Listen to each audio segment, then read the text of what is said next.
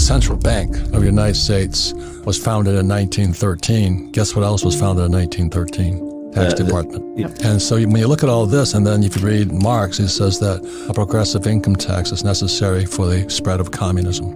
And then when they cut off the Keystone XL pipeline, inflation went through the roof. Now the poor are already poor, but when you raise inflation, the price of fuel, the middle class got poor. And now when I shop, I look around and I go, the retailers, everything's on sale. I can't help myself. But I feel for the retailers right now because the customers are going broke. So is the intent evil? I suspected it was going to get bad. You know, most of my books, I cannot say what I want to say. I said this, we're going to crash big time. Yeah. So 2008, damn right it crashed. And we're still crashing today. Dalio says we're now in a depression. So that's why I speak what I said. And so at Freedom Fest, even I got censored there. So what's happening to America? So we're here with Mark Moss. I mean, he did a report on this guy named Klaus Schwab, which I've only heard rumors about. So that's why this program is a very important show to find out what's going on. And we're discussing a very important subject. Since 1971, what's happened with the income inequality, the obesity rate, the incarceration rate, the divorce rate, the median income, debt levels, everything since 1971. Why since 1971? It's the year we got off the gold standard. So you can see it's 100 charts that show what the WTF happened in 1971. And you can see it's just like crazy. And the reason why I start with that is because when was the World Economic Forum founded? And so the whole world went off the rails in 1971. When you distort the money, you get all types of distortions. And one of those is seen like a WEF.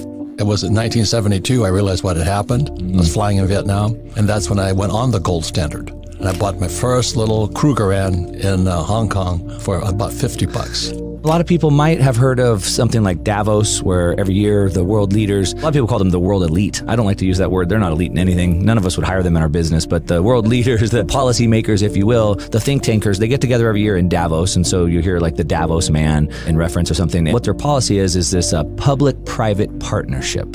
It's politicians and business people getting together, public and private, getting together to set policy. So they get together every year in Davos, Switzerland at the World Economic Forum. And so it was founded by this guy, Klaus Schwab, and he's created this think tank, bringing these people together to try to figure out a better way, a more equitable way to run the world. Watch out, anytime you see that word equitable, you know what they're talking about. They're talking about Marxism.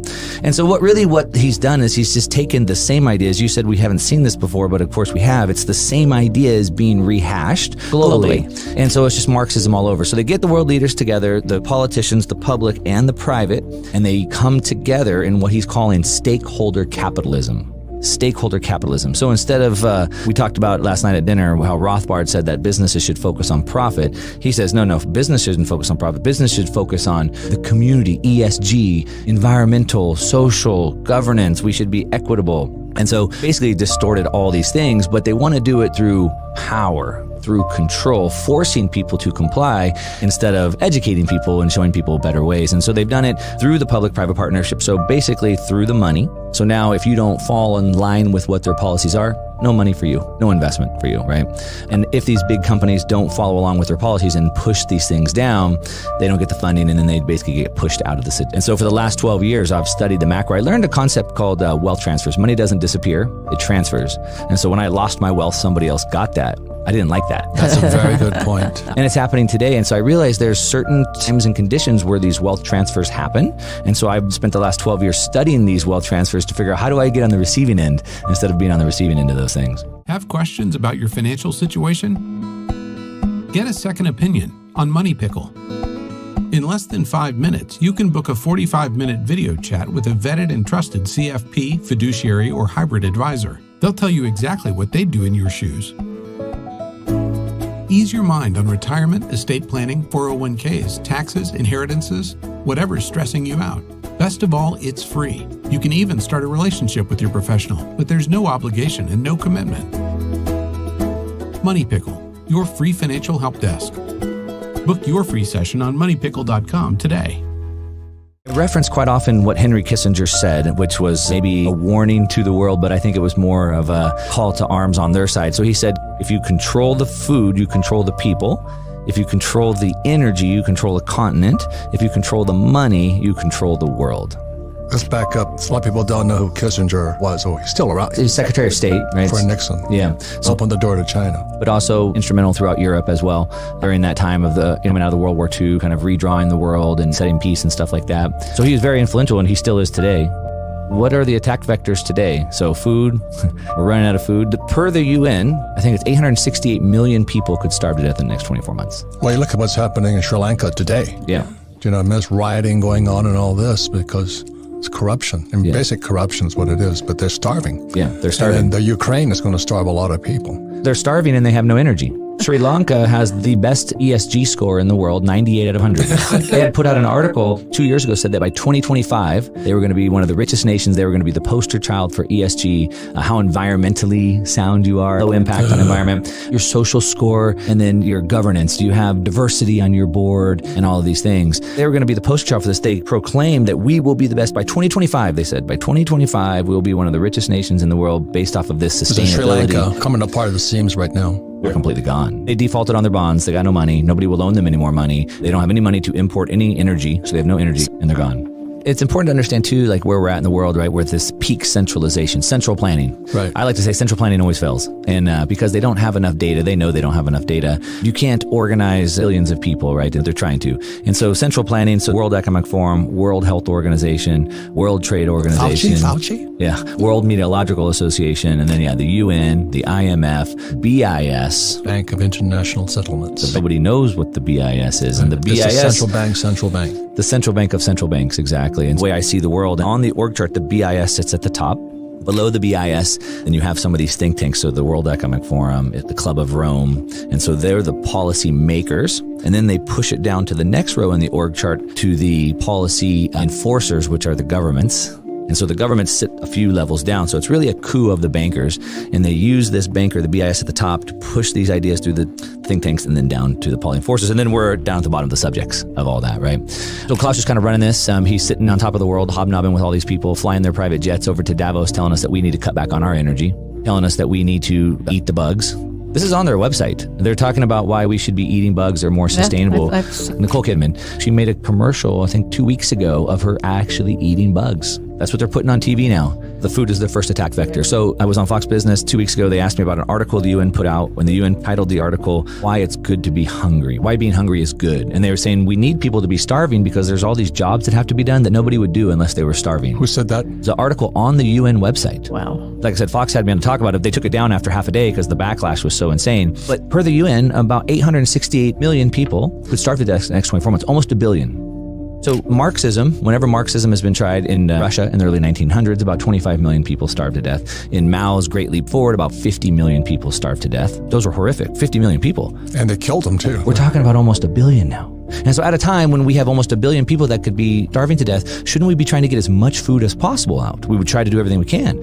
But in Holland, they've gone and shut down the farms. They're trying to take over their land, and they want to take over the farms and stop them from growing not just food, but also raising cattle and meat. It's massive protests are happening in Holland at a time where we need more food. In the United States, the farmers are being paid not to plant. They're not allowed to plant on some of their land. And they went and they petitioned the Secretary of Agriculture and said, hey, let us plant. We can get more food. And they said, no, it's not in line with our agreement for the Paris Accord. Environmental thing. Which is the environmental thing, which is what President Trump had pulled us out of. And then Biden's very first day in office, the most important thing he had to do by executive order was put us back into the Paris Accord.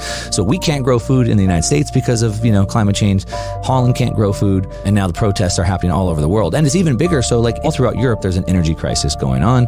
Everybody should know that by now. And they don't have natural gas. They're dependent on Russia for natural gas. But we need natural gas in Europe to make fertilizer. And we need fertilizer to grow food. We also need natural gas to process food. What are the three things that Kissinger said? The so food, points. And then the next one is the energy. And the next one is? And then the money. Right, and that's what Rickers is talking about. CBDC, central bank digital currency. For the greater good. I mean, Putin's saying that Americans must sacrifice and must suffer because we have to defeat Russia. It's for the greater good. But the Achilles heel is that third one, which is the money supply. Money. And that's the big one. In the Communist Manifesto, it had 10 points. Number 5 was the creation of a central bank. Right. So central banks are part of Marxism. Of course. That's the whole goal. Yeah. The central bank is communism, central controlled economy. American system, not Americans, but most people are completely uninformed. When communism was defeated in the 70s and really started in about the 60s, it kind of went underground and it came into the universities in the United States. And so they've done a really good job playing this long game, and they started with changing the college-age kids' viewpoints on these things, who have now moved into media, who have now moved into government, who have now moved into finance. This goes back to what, the 60s? The 60s, yeah. Because in the 60s, I remember Columbia first time rioting. I'm going, why are they rioting? You know what I mean? But it was in the 60s. Mm-hmm. It was against the Vietnam War. And then when I came back from Vietnam, I got hit with eggs and spit on and called baby killer. It was college kids.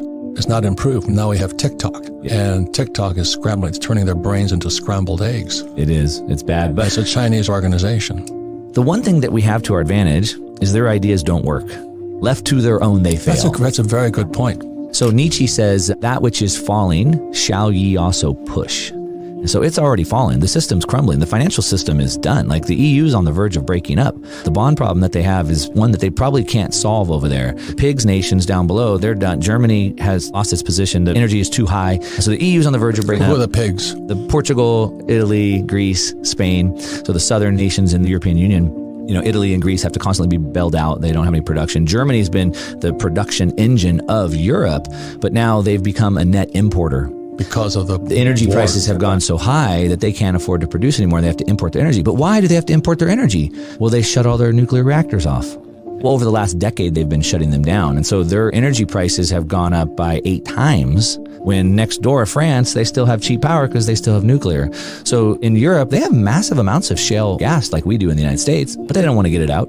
Humans can take a lot of abuse from governments, but when you can't eat or feed your family, that's when it's game on, right? 9 meals to anarchy, they say. You don't eat for 9 meals, it's on, right? What 3 for me? Yeah. What they've been doing is they've been taking to the streets, sort of like we saw in Canada with the truckers, but now it's the farmers with their tractors. And they're taking these tractors and they're making the Canadian truckers look like child play. I mean, they are out in serious droves.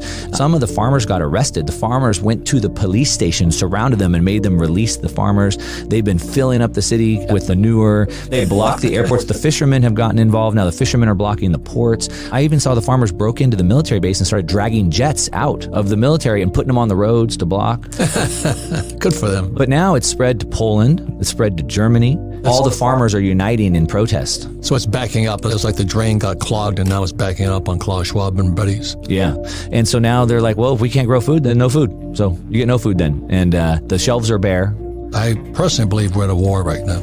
Without freedom of payments, without freedom of money, there is no freedom at all. So we're guaranteed a freedom of speech, but if I don't have money to buy a phone or go on the internet or print a pamphlet or build a website, I have no freedom of speech. And if I have freedom of assembly, but I can't pay to put gas in my truck to drive to the assembly, I have no freedom of assembly either. It means what it sounds like, so you'll own nothing to be happy. So what they think, what Marxism thinks is that if we could take away your private property, you could just have everything, like live in a commune, like communism, and we could take away human desire to strive and to have more, because that's what poisons us. This capitalist system that makes me want to work and achieve more and have more order. Which is human nature. Right, human nature. If we can take that away, people would be happy. Because right now we're unhappy because we don't have what we want. We're always striving. We always have to work harder. And so if we could take that away, but that's what they think. So you'll own nothing and you'll be happy because you won't need to strive. You won't see anybody else having something that you don't have. And they think there's this utopia, but they don't understand there's human nature, to your point. I'm asking you, is it intent or is it a mistake? The real struggle, the real axis of struggle is between the individual and the collectivist. Keeps trying to pull them into these groups and take away their individual identity. Command and control, this is communism. Well, it's called free market capitalism, but more important is we're fighting for our freedoms. Like, I'm afraid to speak up now. Remember during COVID, they were censoring doctors, you couldn't say anything. It's tragic what's happening. Yeah. So we fight for our freedoms more than anything else, not for capitalism. You want to be a Marxist? Be a Marxist. You want to be a tranny? Have a good life. Who you sleep with? None of my business. But don't take my freedom away. Book your free session on moneypickle.com today.